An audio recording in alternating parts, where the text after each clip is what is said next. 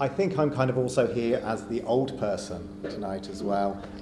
Caroline being the young, thrusting curator, and me as someone that's probably seen better days. And but there's a reason, I think, as well, that I'm here because I've seen William actually produce some of this work as well. So I've actually seen this work start from a couple of fluorescents to the piece that it is today. The reason I'm sort of harking back a little bit is that I did have a curatorial practice, quite an extensive curatorial practice in the 90s, which is a good time to be a young curator with an extensive curatorial practice, because that was the YBA years, and you could, to some extent, ride the coattails of the increase in interest in contemporary art at that point.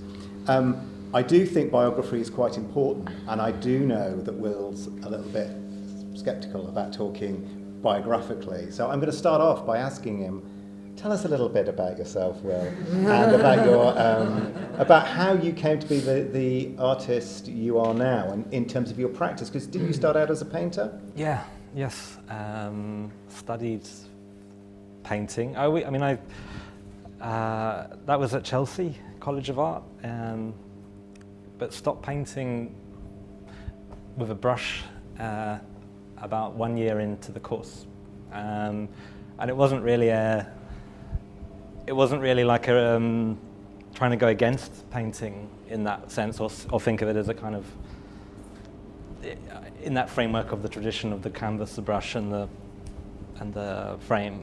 But it was just that I didn't find it was working quick enough for what I wanted to do with my approach to painting. So I still felt like I held a perspective of painting. Even now, I still feel like painting is very important, even if I don't actually paint in what might be described as a painting, mostly. But I find that it's still important now. But yeah, it was, I don't know, I had a tutor, Angela de la Cruz, and I don't know, when I sort of saw her paintings, I was like, that was kind of quite an important turning point, because she was probably my most influential tutor, and still later afterwards, and a great supporter. But she kind of showed how painting could be completely disassembled into other forms like performance and more of a sculptural. So literally, she would like terrify these canvases and wrestle them and attack them, and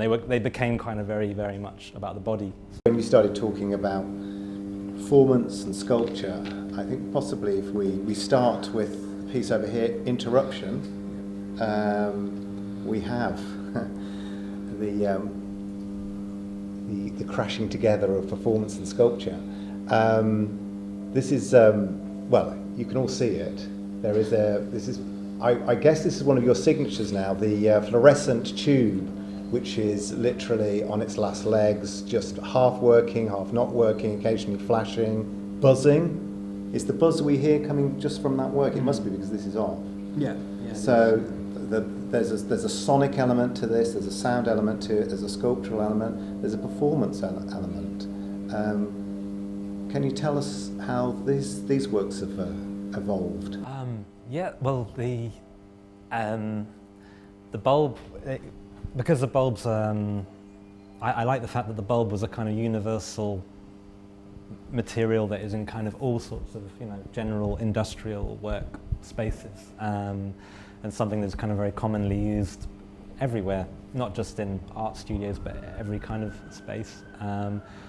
And by chance I came across two that were flickering. This was about 5 years ago. Found them in a skip. I was actually looking for bulbs that were working still at my studio, and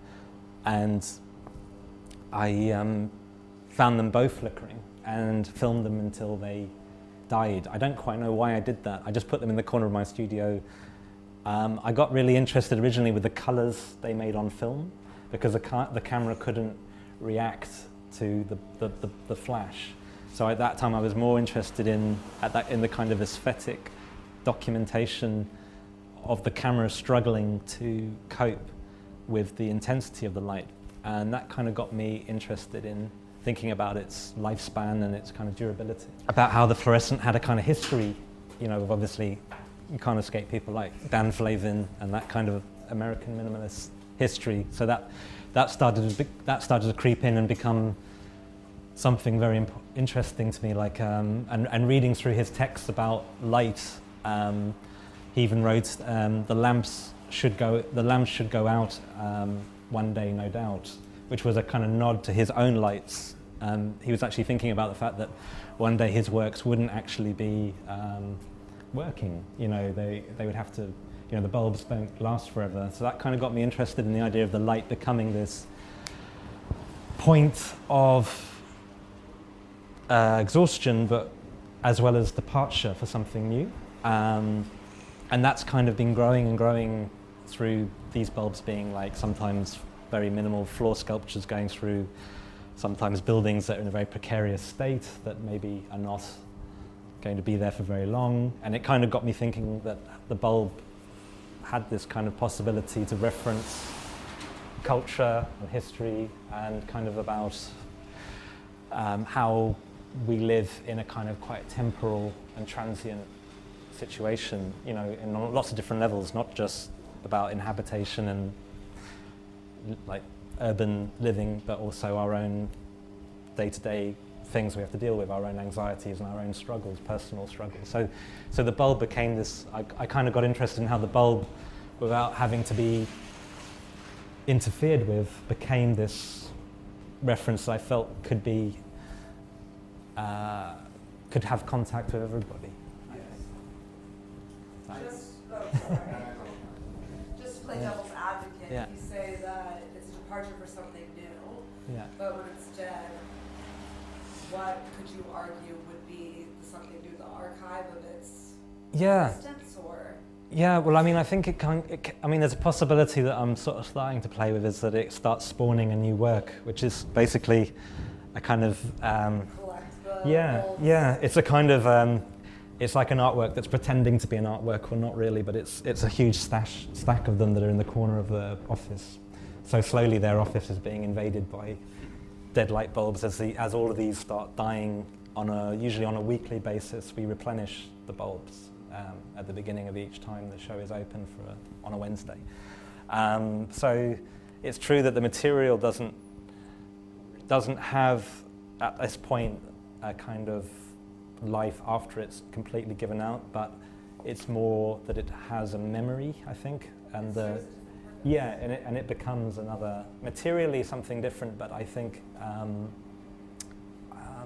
I think it's kind of, it's the fact that it has to also be nurtured and cared for by the staff. I find that very important. I like the idea that the bulb dies and that the gallery have to kind of maintain putting a new one in and kind of have that interaction with the artwork of kind of, in a way, keeping it going. So in a way to keep the show going. Started ringing up studio complexes across London who had thousands of them stashed in cupboards because there's a business charge for recycling them. And so they were like, great, we can give you as many as you want and we'll deliver them to you, and how about 500? I was like, no, I can't take that many yet, but it became like, they were so happy because they didn't have to deal with them. Why then add another person, an actual person on top? Yeah, I think I kind of thought that the bulb has quite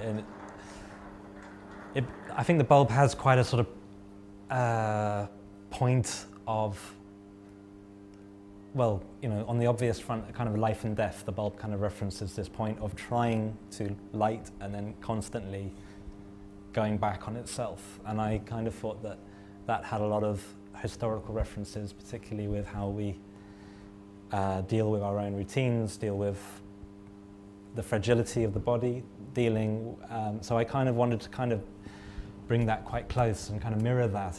And then I became quite excited that by containing the light as an object in this kind of quite architectural form, which again it's like a Flavin encased in a Donald Judd in a sense. So, and again you have this sort of double historical reference coming back. But what's also quite nice is that the bulb, even when it's not flickering, has a very gentle kind of unsettling humming and vibration to it, and and Eva feels it actually going through the vitrine and into her diaphragm. So it becomes a kind of, I wouldn't say necessarily a translation, because it's not that she can feel the bulb at the same time. But yeah, and I'd say it as a kind of ingestion. It's really like almost like she's digesting the sound through her diaphragm, and then kind of almost like exhaling it or kind of excreting it, I think, actually, because it's not really supposed to be. And then there's another level to that where I was excited about the body being always different. So Jane, who's performing this Saturday, has quite a different response to Eva. So every time it's re-performed with a different person, it's got quite a different. It's very personal to them, and it's not kind of under my rule to be setting that response. I don't set the response. There's something of the medicalization or even hospitalization, or even there's a sort of sci-fi element to it as well, a bit of suspended animation, literally suspended animation going on, and the hum as well plays up on that. I don't know whether that's a conscious reference that... Definitely, I think I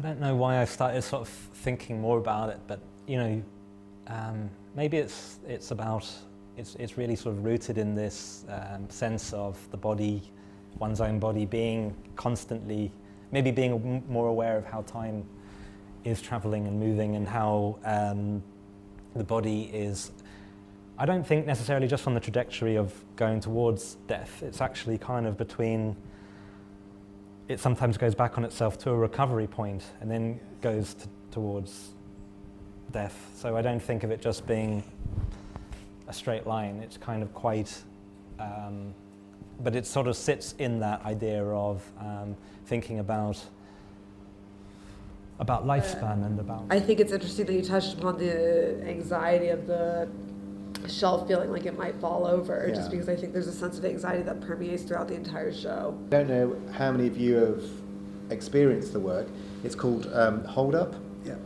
And there is, this is what, another thing that I quite like is it's almost this curation of obsolescence. You've got an old turntable, I know turntables are right back in vogue now, but an old turntable playing an old vinyl record that is playing a succession of, I guess it's holding music that keeps you waiting as E.ON or British Gas don't answer your telephone inquiry. And if you were to walk into the back room there, there's a little sound booth with a hole pitched at just an awkward height to sort of put your ear to, and you kind of hear it. You don't hear it in great sonic effect. It is, you strain a little bit to hear it, but it's there, it's going on. And I quite liked the title of this, Hold Up, because you're being held up, but it also sounds like hold up, like a hold. Thought about how that again has got quite a time element. Obviously, you're suspended in this space. You don't really know how long you're going to be there for. I kind of now have a sort of rough idea now that I've calculated different. And so this is the greatest hits of hold music, because I could only get like 15 minutes, but I've got hours of it. So now what I do is I because I like the idea of salvaging time and materials. Obviously I brought back the bulb as a kind of, it's completely redundant and useless to most people, but I found that for me it suddenly has now become a precious element. So a couple of things with the whole piece is I was really interested to make somehow a complete contradiction of something that is so tirelessly annoying and difficult and wasted into something that is precious and time that is kind of reclaimed again. So I felt that by documenting and recording that time for something or for some purpose, I was getting it back, that it wasn't just me losing my days on the telephone. The idea of obviously separating it in terms of the space was again that kind of sense of feeling separated from the person you're in contact with, and also that sense of almost self detachment that you all are in this awkward and unknown space with this music that's just sort of thrust upon you. This work called Cover Up is I've used a needle, tiny little etching needle, and scratched the whole image out around the mark. Well, the whole background of that piece has more we can talk about in a moment, but just to say about this kind of physical connection between the touch. Yeah, and again, going back, and this kind of links back to the things earlier about trace and touch. Touch is very important in all of the work, and that kind of, that feeling of touch. This is actually, I think I'm right in saying, a Diane Arbus photograph. Yes. But it's actually a Diane Arbus photograph that's in an art magazine, and it's a Diane Arbus photograph in an art magazine in Saudi Arabia, United Arab. Yeah, it travelled from the States. The magazine travelled from the States to the UAE. Yeah. And they have a system there. You. So, well, they hand censor every day. Every day they're checking newspapers and magazines from all parts of Europe and the States, particularly, but from everywhere in the world, for any nudity. So they mark a pen out page by page through every magazine, and I kind of became interested, not so much in just that being purely about the nudity. The nudity wasn't really so important. It was more, to me, it was more interesting was the interruption and effect of what that did to the image, because then they once they've blotted out these images with the marker pen, they're then allowed to go on to the bookshelves of the newsagents and shops. But sometimes they miss one, so it's kind of interesting. And I'm also interested in the idea of like the whole kind of mechanics of that labour of it, and in a way how, as a cycle of the whole thing, having travelled from say it's come from America, this magazine particularly, it's now kind of come back to other part of the West, part of the West again, and I've kind of further interfered with it by kind of trying to, in a way, map it. I think it becomes a kind of mapping. It's gone through all these different filters and cycles, yes. And I guess now it's gone through my filter of me. I guess when I say, critiquing it would be, for me, it's a curiosity of seeing this image, which is a famous image I know, and it doesn't necessarily have to be just photographs. It could of famous photographs by Diane Arbus. This is sort of the beginning of a series, and there's one in the office which is more of just a person who's not famous at all, but it's a curiosity with how these images are now being. There's a sort of hand dialogue with digital photography, and that kind of really interested me more than that it's unacceptable for its nudity in that country. I think you respect that different parts of the world have different laws and traditions of different things, even if you don't agree with them. You have to that's something that is not. I feel that I don't agree with, but I think the critique for me that becomes interesting is I was immediately fascinated by seeing that, because I'd never come across that before, and then I was interested in how the mark, completely just for the purpose of it reaching the shelves, has now for me become an interest in its kind of brushstroke and its aesthetic quality as well, and its kind of positioning on the page, and how that becomes part of a kind of beginning of a new work. I don't know, something like that, and it's part of my kind of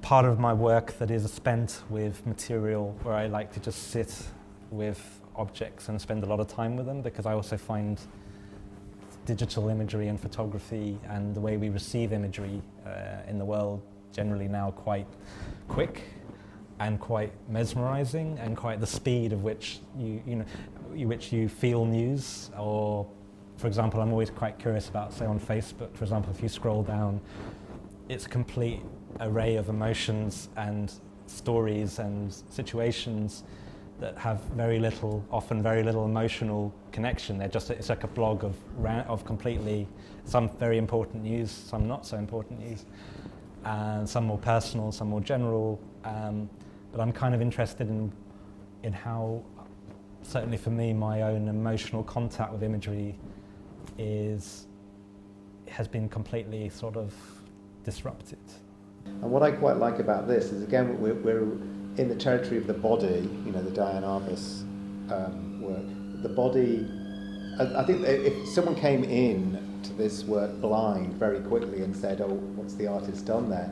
They would say that the gestural paint mark across the front is the work of the artist. And what you've, to some extent, done is you've highlighted the gesture. If you hadn't done that, it would look like someone's just kind of has censored something. But you've got layer upon layer going on there, in the same way that we've got, Flavin in a Jud with a gourmet on top. Oh, no, I'm not saying that. But there's different layers going on, and I think there's different layers going on in this as well. For those who haven't seen those works, it's almost as though you're trying to trace each individual hair. Yeah. I mean, but then again, I've seen kind of almost like crop circles and patterns emerging from that as well. Is that something conscious, or is that genuinely how the photograph looks? It's funny because I was a tutor at Goldsmiths. Mark Leckie didn't believe me. He said, "I don't believe that's real," and I showed him the original one, and then he was like, "Okay." But they are all genuinely. True to life. Yeah, I mean, as close to being. I mean, now I have different needles for different hair sizes. Particularly when you get them that big, you've got so many different perspectives, especially on the beards and the armpits. I guess you all saw it before we switched it off, before we sat down. This is a flickering, to a large extent, a flag, an English flag, right? Mm-hmm. And again, it's a work that's constantly, it's almost spitting, it's buzzing. On the cusp. Yeah, it feels dangerous. Mm-hmm. It feels dying. It feels as though it's coming back to life because it's on a timer, and when you come towards it, it suddenly springs to life as well. And it has a very different,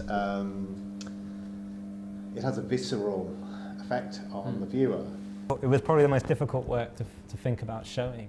Because once I made it, I felt it was a kind of like it was almost a sort of like Frankenstein moment where you built something that you weren't sure if it was really part of.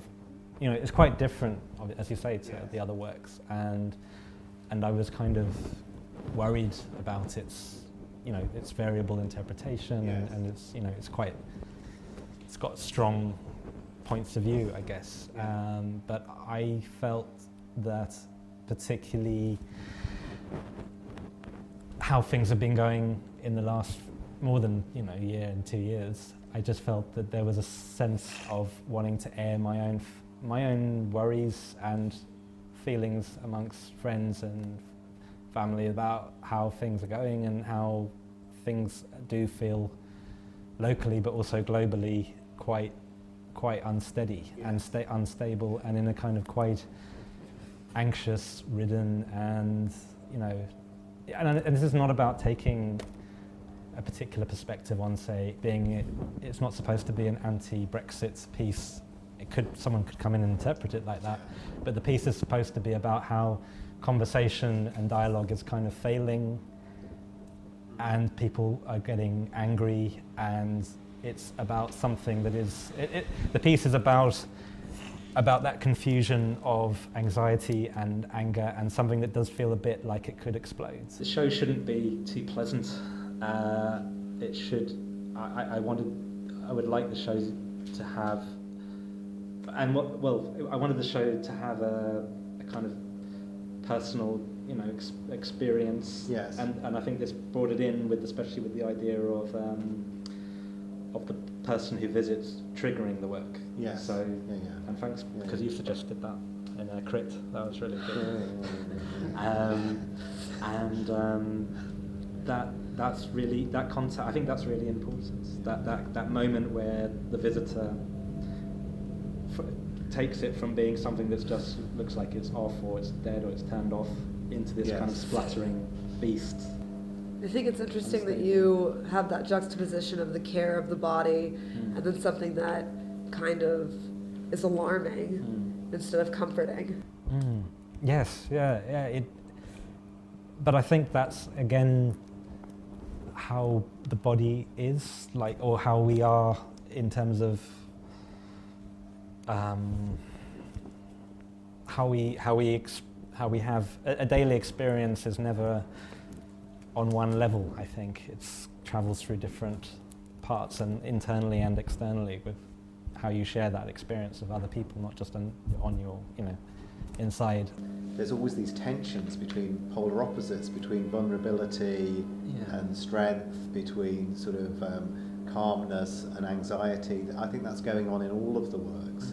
And yeah, I mean, there's an instant reaction to it, but then sort of people sort of get used to it, and they sit with it, almost like looking into a fire. They're sort of kind of slightly mesmerised by it. So and actually, yes, there was a discussion, wasn't there, about sort of the Brexit piece. And I guess the other thing is, if you just left it to die out naturally, I mean, in some ways that was probably a more blatant. That could be seen as a more blatant thing. That there's the flag, and then a week later, it's dead, it's gone. It's just a sort of something dead hanging on the wall. This is more active. Ambiguous, and active, actually. Yes, exactly. Yeah, it's something that's that's still going on. And certainly, when you activate it, I think it's interesting that the image of the flag reference kind of disappears. Yes, it becomes much more about just the unsteadiness and the temporality of the light as it's kind of beating and pulsating, and it actually becomes maybe as much about the sound as the light, because of its tone. It sounds, as you say, and I kind of talk about it a bit, being like a wounded animal, and having that sense of a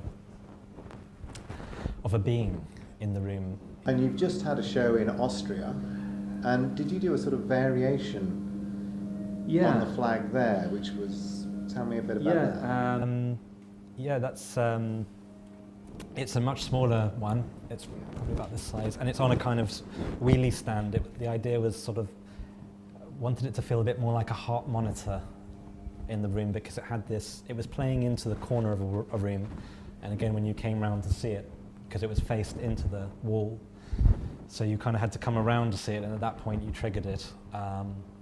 And I did use the red, white and red of the Austrian. Kind of convenient that it was working like that, but I also kind of liked, as much that it didn't just reference the flag, but it was that kind of sense of danger, how red and white and red is kind of a combination of caution.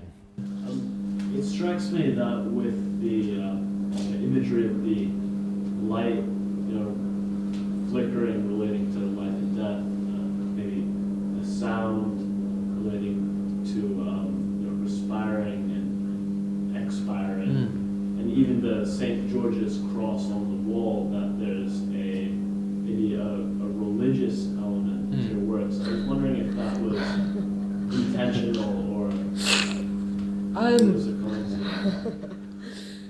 Also, to set up like a trinity, I guess. Yeah, that's a very good question.